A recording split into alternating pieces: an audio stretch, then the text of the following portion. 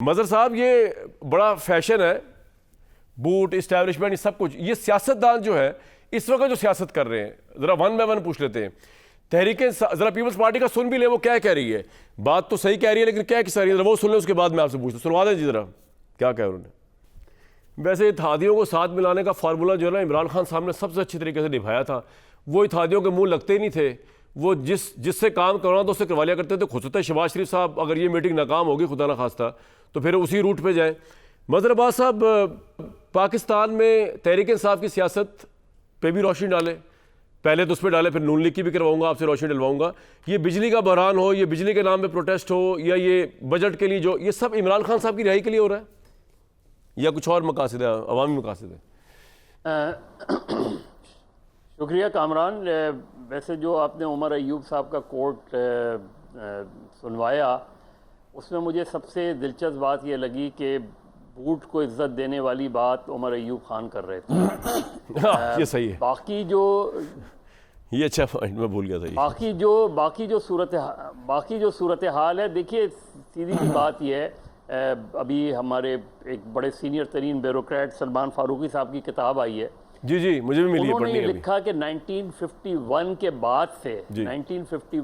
बाद से पाकिस्तान एक ब्यूरोक्रेटिक स्टेट बन गया, और उसके बाद से आज तक उस वक्त भी कोई 6 वज़राए आज़म तब्दील हुए, और हमने एक सिलसिला देखा, बूट को इज़्ज़त दें, वोट को इज़्ज़त दें या नोट को इज़्ज़त दें, ये सारे नारे अपनी जगह हैं।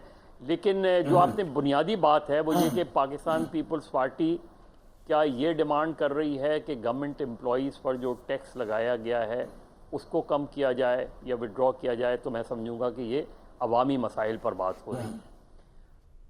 अगर वो बज़ाहिर ये लगता है कि बहुत सी चीज़ें ऐसी हैं कि जो उनकी कुछ स्कीम्स हैं उनको कट कर दिया गया है, वो स्कीम्स शायद बहाल हो जाएंगी, तो ठीक है। जो तहरीक इंसाफ पॉलिटिक्स कर रही है वो बहुत सीधी सी है। तहरीक इंसाफ समझती है कि ये गवर्नमेंट जो है, ये उन्होंने उनका मैंडेट चुरा के गवर्नमेंट बनी है। 8 फरवरी को वो इंतखाबात जीत गए थे, उनकी जीत को जो है तब्दील कर दिया गया, और एक ऐसी गवर्नमेंट बनी है जिसको वो एक्सेप्ट करने को तैयार नहीं है।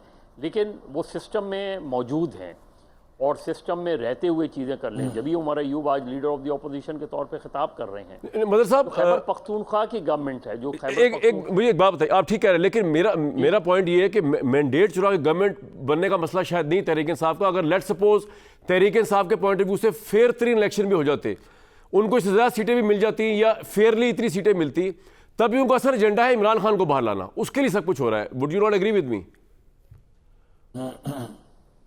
नहीं, बिल्कुल ठीक है। इमरान खान, देखिए इमरान खान की रिहाई ज़ाहिर है उनका की एजेंडा है, इसलिए कि उनकी पूरी पॉलिटिक्स रिवॉल्व इमरान खान के गिर्द कर रही है। लेकिन अगर आप देखें कि पीटीआई की गवर्नमेंट बन जाती तो क्या नैब, क्या एफआईए, क्या ये केसेस उस तरह चल रहे होते? यकीनी तौर पे नहीं चल रहे होते, और अल्टीमेटली इमरान खान को रिलीफ मिल जाता। यही हर गवर्नमेंट्स में हमने देखा है कि जो गवर्नमेंट आती है वो अपोजिशन को टारगेट करती है, और जब वो अपोजिशन गवर्नमेंट में आती है तो उनको रिलीफ मिल जाता है मुकदमात से। ये हर चीज़ें, तो ये तो कोई नई बात नहीं है। टारगेट, उनका फोकस यही है।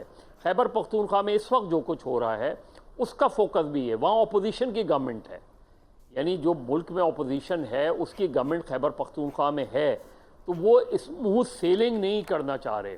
ठीक है, वो विफाक को टफ टाइम देना चाह रहे हैं, किसी भी माने में टफ टाइम देना।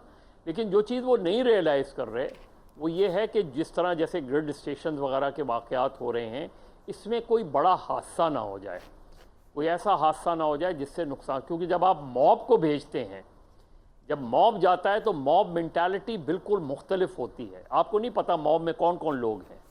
कोई भी एक बड़ा जो है, फ़र्ज़ करें कोई हादसा हो जाता है, कौन जिम्मेदार होगा? किसको आप जिम्मेदार करार देंगे?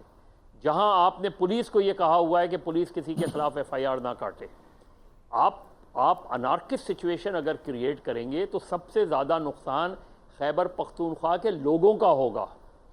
सबसे ज़्यादा एक इशू है और बहुत संजीदा इशू है कि 20-20, 18-18, 20-20 घंटे लोड शेडिंग का, और ओवरऑल ये और जगहों पे लिए। लेकिन चूंकि इस वक्त केपी की गवर्नमेंट है, केपी की गवर्नमेंट जो है वो इस वक्त कन्फ्रंट कर रही है विद द फेडरेशन। जैसे माजी में हमने पीपल्स पार्टी और नून लीग के दरमियान एक कन्फ्रंट्रेशन देखी थी कि वजीर आजम पंजाब आती थी तो पंजाब के वजीर आला उन्हें रिसीव करने नहीं आते थे। बेनज़ीर साहिबान, वो IG बिल्कुल और ठीक है सर, सेक्रेटरी को भेजती थी, उनको रिफ्यूज।